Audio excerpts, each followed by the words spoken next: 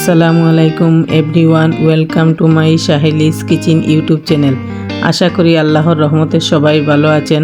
আলহামদুলিল্লাহ, আমিও অনেক ভালো আছি। আজকের রেসিপি হলো পুরান ঢাকার তেহারি। চলেন শুরু করা যাক। 1 কেজি চিনির গুঁড়া চাল ভালো করে ধুয়ে পরিষ্কার করে নিলাম।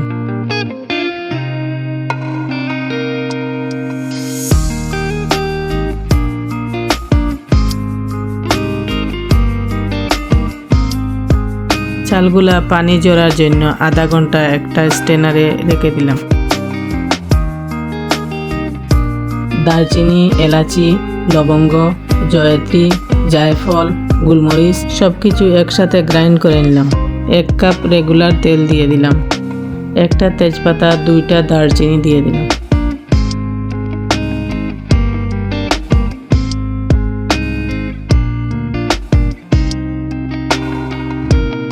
হাফ কাপ কুচি করা পেঁয়াজ দিয়ে দিলাম।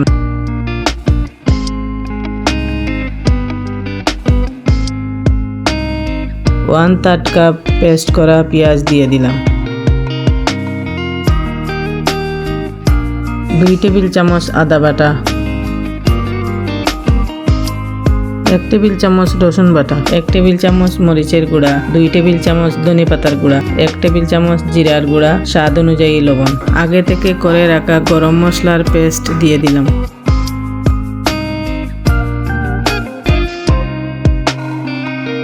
কিছু বাদাম পেস্ট করে দিয়ে দিলাম।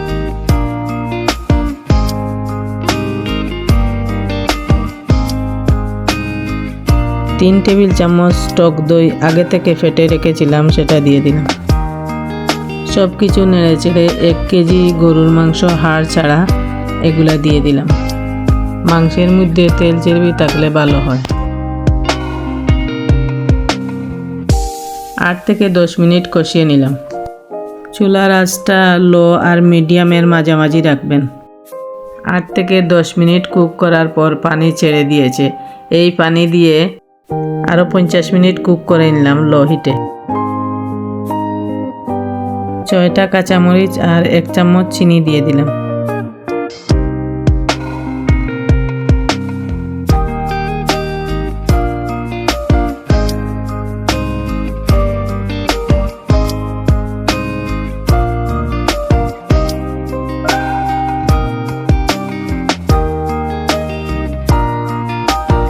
সব কিছু নেড়ে চেড়ে 50 মিনিট কুক করার পর মাংসগুলা উঠিয়ে নিলাম।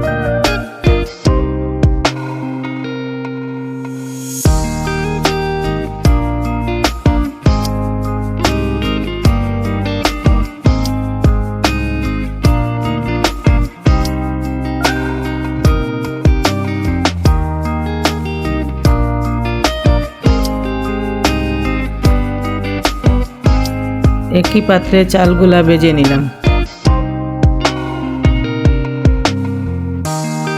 স্বাদ অনুযায়ী লবণ দিলাম। মিডিয়াম হিটে 3 থেকে 4 মিনিট চালটাকে ভেজে নিলাম।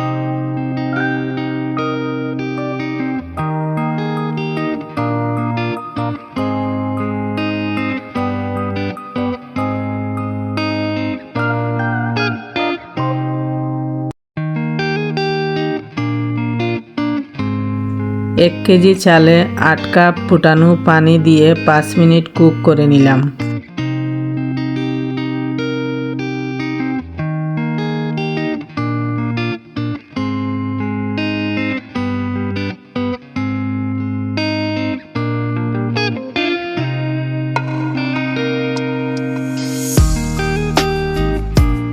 পাঁচ মিনিট পর 1 চামচ গুঁড়া দুধ দিয়ে দিলাম।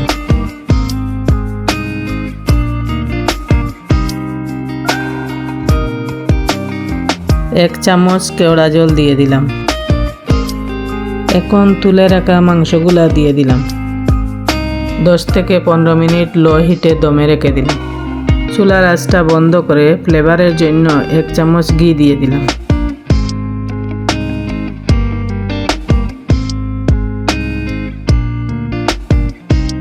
পুরান ঢাকার তেহারিটা রেডি। আপনারা একবার হলেও এই রেসিপিটা ট্রাই করবেন। আজ এই পর্যন্ত। সবাই ভালো থাকেন, সুস্থ থাকেন। আমার চ্যানেলটাকে সাবস্ক্রাইব করবেন, লাইক কমেন্ট শেয়ার করবেন। আল্লাহ হাফিজ।